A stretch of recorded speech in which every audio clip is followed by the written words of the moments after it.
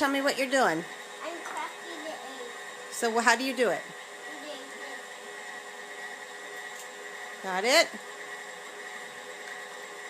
Check for shells. Little shell. Okay, go ahead and put the eggshell to the side. Okay, go ahead and put it in the mixer.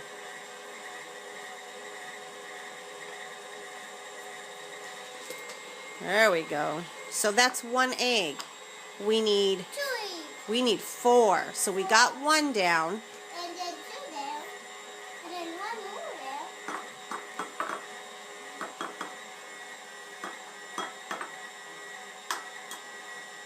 You can actually hear it, can't you, when it's starting to crack? You hear the difference? Got it?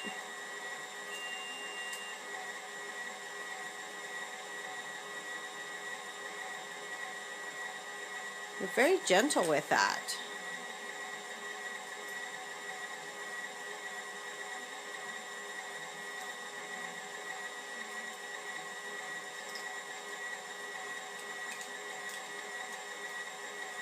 You did that very carefully.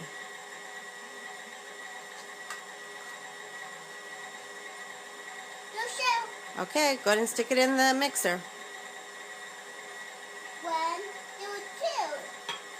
2. Okay, so that's 2 eggs. Yeah, now 4 eggs. We need 4. Yeah, like this. 1, But we've done, 3, 4. yes, so we've already done 2, so we're going to Now we do need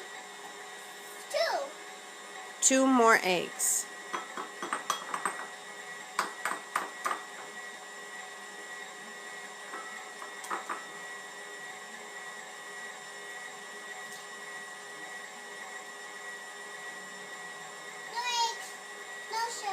Okay, There's only 1, 2, 3. There was 3. Now okay, we need 4. that's right. We have 3 in there so far, right? 4. Yes. 3 is almost 4. 3 is almost 4. How many more will we need to make 4? 4, 1, and 2, and 3, and 4. So we did 3, Yeah, now we need 4. so we need, 1 more. that's right.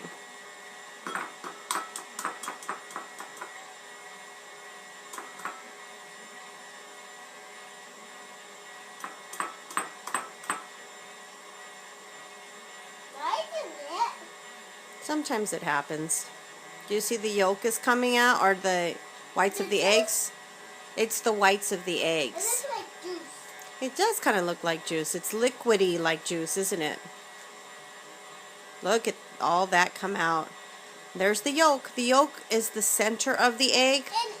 And the yellow. It is the yellow part, you're right. And what, that looks like a circle. It does look like a circle. The yolk looks like a circle, you are right. How does the basketball look like a circle? Basketballs do look like a circle. And of course, we're trying to put it in the basketball. Look like on the other. Oh, What does? the court. Oh, the court. You mean the rim of the basket? Yeah. Looks like a circle too. And the yolk that's in there, does it look like that? Yeah. Yeah? The egg is a circle too. See? Cool. So now you have 4 eggs. Yeah. And then that's it. And that's it. You're right. Okay, we go on to the next thing, right? Just put it on the So I found a bunch of videos that I had taken of Gia when she was younger. Now, for you preschool teachers, and if you know about class, this was before class days. So as I watch this video, I really wonder, and you probably have like lots of recommendations as to what questions can be asked in an experience like this. One of the things that I really pay attention to is authenticity. I don't want it to feel forced in my conversations with children, and sometimes that's what happens. In part, it's because some of us are just, we're teachers at heart, and so if you've been trained to assess, you are looking for things like what color is it, how many are there, what shape is that, right? And that, I'm telling you, kills a conversation. Children or adults don't like to be quizzed, so kind of stop doing that. I really wanted Gia to sort of take the lead. My goal, if you saw, was really about talking about the 4 eggs that we needed, how many more eggs do we have left, and the language happened within that. Now, there are lots of questions I could have asked, but and I even as I watch it now, I go, oh, I could have asked this, I could have asked that. One of the things that I would have, if I were to go back into this time again with her, I probably would have asked, when she puts the egg into the standing mixer, I would have asked something like, what happens when when you pour the egg into the mixer, what happens? What do you notice? Okay, what do you notice? What happens? What do you think is going to happen? Those are really important questions because it really encourages children to think about things, to observe, and to be able to articulate those observations. It's a really important life skill. It's a very important academic skill, that's for sure. And so we can start that. I think she was probably 3 years old at this point, probably pushing into 3, maybe just 3. And so those are the types of conversations that we want teachers to have with children. But again, we want it to be authentic. So there was a point where she made a connection to basketball, which doesn't surprise me because my husband plays basketball. And so her entire life, he still plays basketball. She made the connection to it being round. She called it a circle. The way a basketball is. And then she made a connection to the rim, that the rim on the hoop basically is round as well.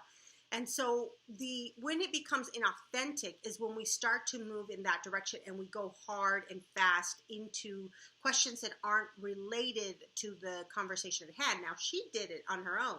She made the connection to basketball, and I validated that for her. I repeated what she said. I do a lot of that. Oh, yeah, you're right. It is round, or it is a circle.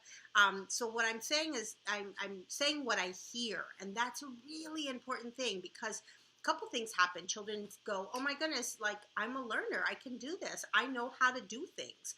It sounds so little, but it's huge. Because there's so many grown-ups who have some uncertainty about their ability to do things, their ability to try new things. We get afraid of taking risks, and so we're teaching children at a very young age, I can do this. Look at me. Like, I know I can figure this out. So we have to ride that fence between authentic conversations that are real and relevant to children and what's happening in the moment, and asking questions that make sense, that are meaningful, that are important, not just asking questions for the sake of asking them, okay? So that's where the finesse comes in. Now, but the whole point of this video is I just wanted to share that you can do language and this kind of math stuff at home. You can incorporate what I call juicy words, those big words. Probably could, if I've done it again, I probably would add more of those. But, it was in the moment, and I just wanted to share it with you.